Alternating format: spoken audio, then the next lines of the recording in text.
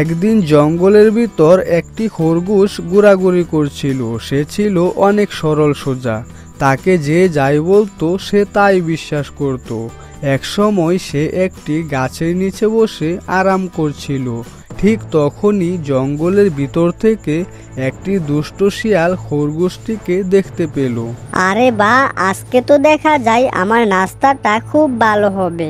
এত সুন্দর একটি খরগোশ গাছের নিচে বসে আছে, ওকে যেভাবেই হোক ধোঁকা দিয়ে খেতে হবে।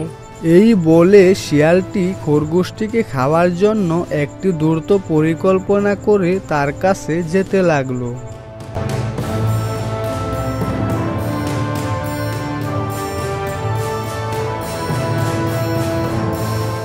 কি ব্যাপার খরগোশ ভাই, তুমি এখানে একা একা বসে আছো আর আমি তোমাকে সারা জঙ্গল তন্ন তন্ন করে খুঁজছি।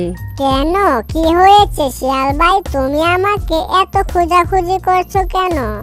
আমাকে নিয়ে তোমার বিশেষ কোনো কাজ আছে নাকি? আসলে খরগোশ ভাই, আমি নিয়ত করেছি এই জঙ্গলে যত পশু আছে আমি সবাইকে একবেলা করে খাবার খাওয়াবো। যে যাই খেতে চাই আমি তাকে তাই খাওয়াবো। এখন বলো তোমার পছন্দের খাবার কোনটি? ওহ শিয়াল ভাই, তুমি তো দেখছি খুব ভালো। আমার পছন্দের খাবার হলো গাজর। তুমি যদি আমাকে খাওয়াতে চাও তাহলে গাজর খাওয়াতে পারো। ঠিক আছে খরগোশ ভাই, তাহলে তুমি আমার সঙ্গে চলো। আমার কাছে অনেক গাজর আছে, তোমার যতক্ষণ ইচ্ছা ততক্ষণ খাবে। তারপর খরগোশটি শিয়ালের এমন মিষ্টি মিষ্টি কথা শুনে তার পিছনে যেতে লাগলো।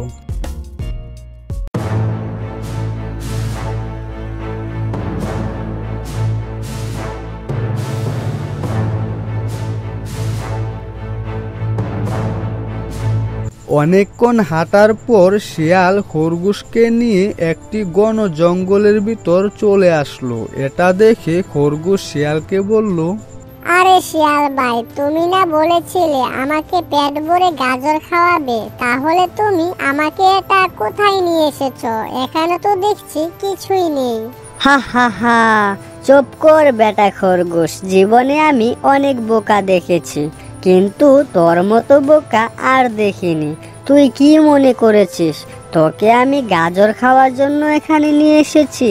আরে বেটা, আমি তো তোকেই খাওয়ার জন্য এখানে নিয়ে এসেছি।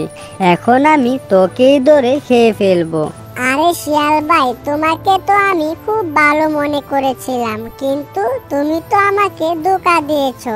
আমারই ভুল হয়েছে তোমার মতো দুষ্ট শিয়ালের কথা বিশ্বাস করে। আরে চুপ কর, তোর মতো খরগোশের কথা শোনার মতো সময় আমার কাছে নেই। আমার আরো অনেক কাজ পড়ে আছে, আমি এখন তোকে খেয়ে ফেলবো। হা হা হা। শিয়াল ভাই, আমাকে দয়া করে ছেড়ে দাও। আমি তো তোমার কোনো ক্ষতি করিনি। আমি বাঁচতে চাই শিয়াল ভাই, আমাকে ছেড়ে দাও। আরে চুপ কর, তুই নিজে একটা বোকা আর সবাইকে বোকা মনে করিস।